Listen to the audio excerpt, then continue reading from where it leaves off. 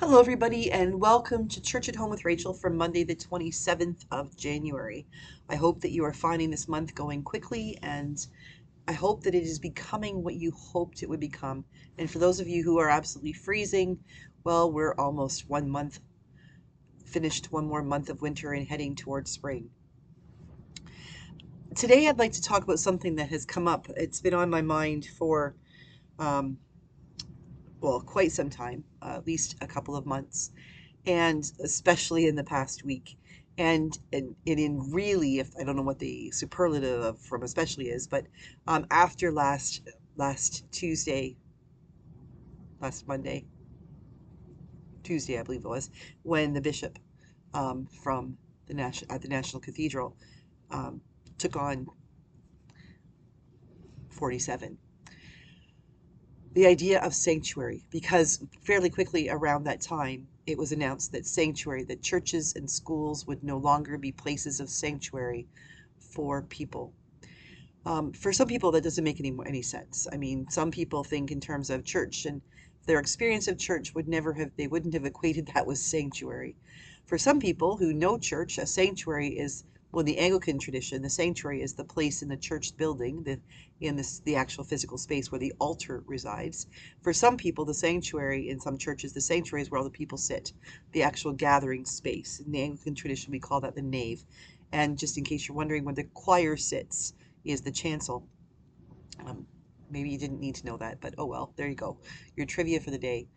But sanctuary that we're talking about here isn't about that kind of sanctuary. It's the sanctuary meaning safety, a place where you can go and receive sanctuary. You can be safe, protected from.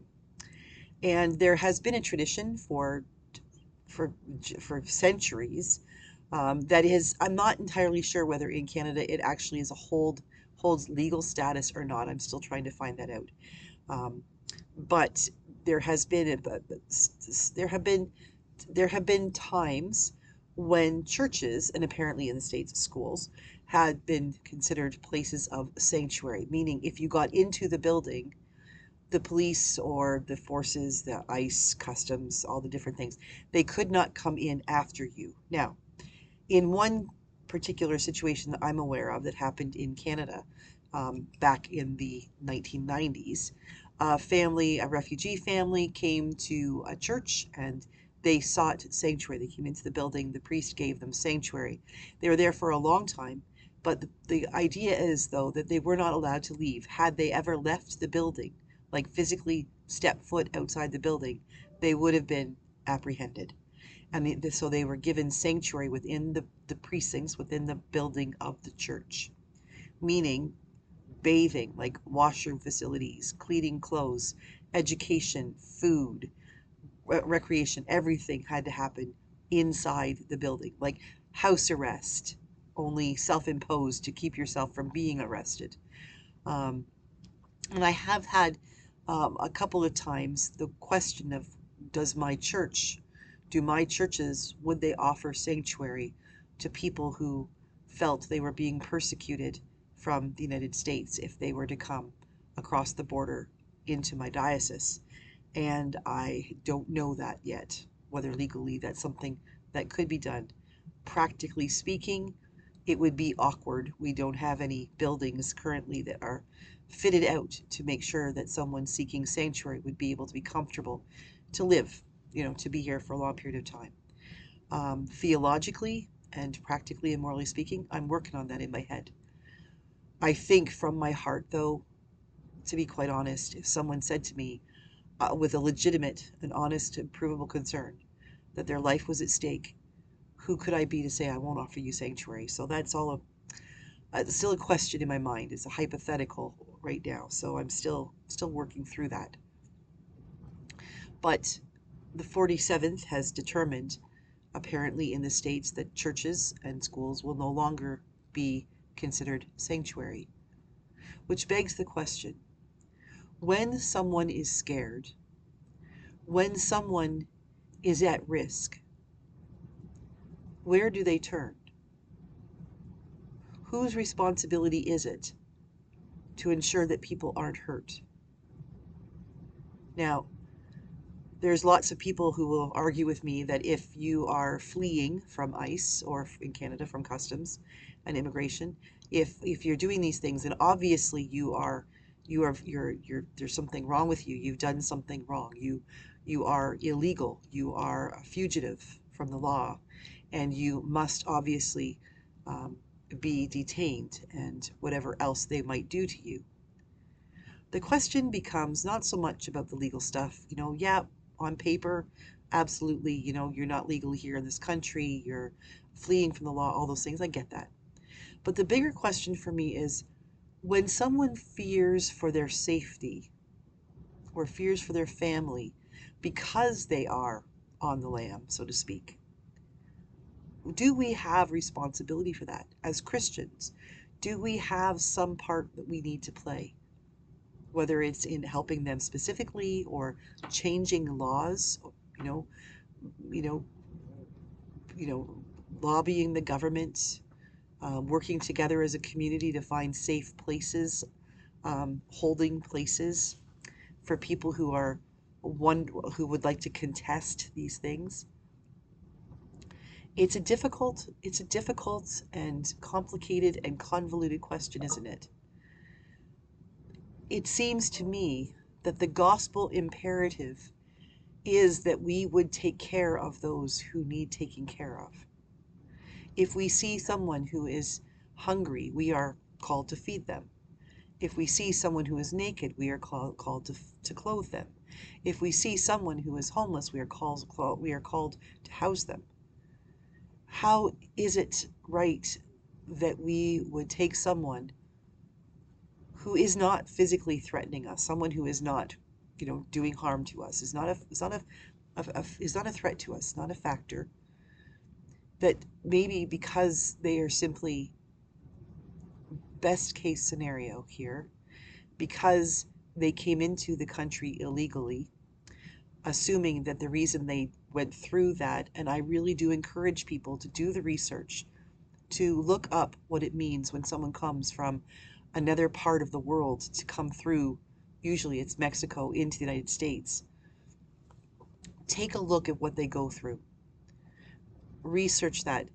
Watch the documentaries that have been created by journalists who don't have anything to prove. They're simply seeking out the truth and find out the hideousness that these people undertake to get to the United States in the first place. And think about what it is they left behind. Why would they choose to do all of that just to get to the States, to be treated as they are currently being treated?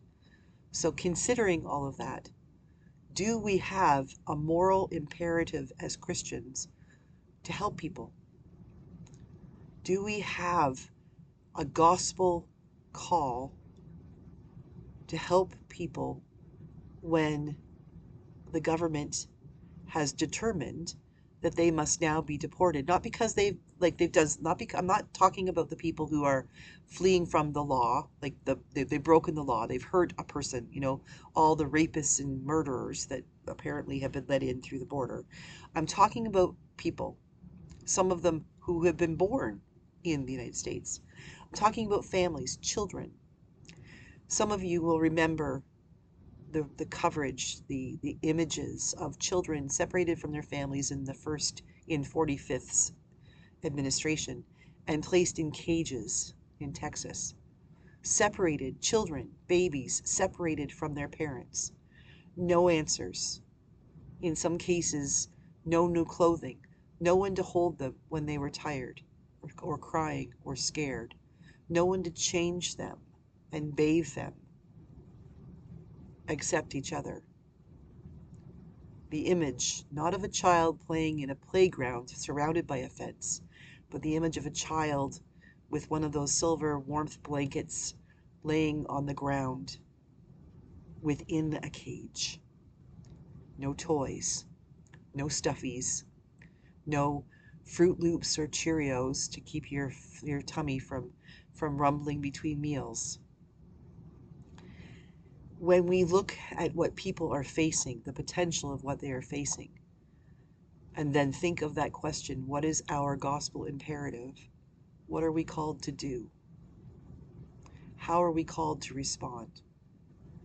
As Bishop Marion said, we are called to have mercy. We are called to see Christ in each one of them. And then for me, the question becomes, how do we not offer sanctuary? As I said before, I'm not in a position to do that right now. But it is a question I am wondering about. It is a question I am praying about. It is a situation where we are looking at people because of where they were born, or who their parents were when they were born, where they were born, or people who are trans, or who look different, or declare themselves to be different than the norm that the current administration in the States declares is the right way to be. How do we offer sanctuary? Whether it's physical sanctuary, giving them a safe place to be, or the sanctuary of knowing that there is a community in which they can walk and not be turned in. A gathering where they can simply say, hey, my name is Joe. I used to be Joanne, but I prefer if you'd recognize me the way I see myself, as Joe. We shouldn't be living in a world where people fear for their safety because of that. And yet, we seem to be. And so we must pray for sanctuary in all its forms. We must call upon the better hearts of society to stand up and to say, beside me will be a safe place. Here with me, I will be a spokesperson for you. And even when we cannot offer sanctuary physically, or we are not in a position where we feel that we are able to safely be a spokesperson, may we at the least become people who pray. People who find other people who pray. And then maybe find that as we gather all of those people who pray together, we will find strength in numbers. That our desire to help others find sanctuary, in whatever form that may look like, becomes no longer a desire, but our marching orders. What is sanctuary to you in your situation, where you are? If you're safe and comfortable and none of this applies to you, think about what sanctuary means for you. And then think about what it would mean if those people seeking sanctuary were your brother or sister, your parent, your child, your grandchild. What might you do if they needed sanctuary? Together we can figure out what happens next, if indeed we get there. I pray we never do. I pray we don't actually need to think about sanctuary. But in case we do, where do we start? Have a great day, everybody. God bless. Stay warm. And I will see you again tomorrow for Church at Home with Rachel.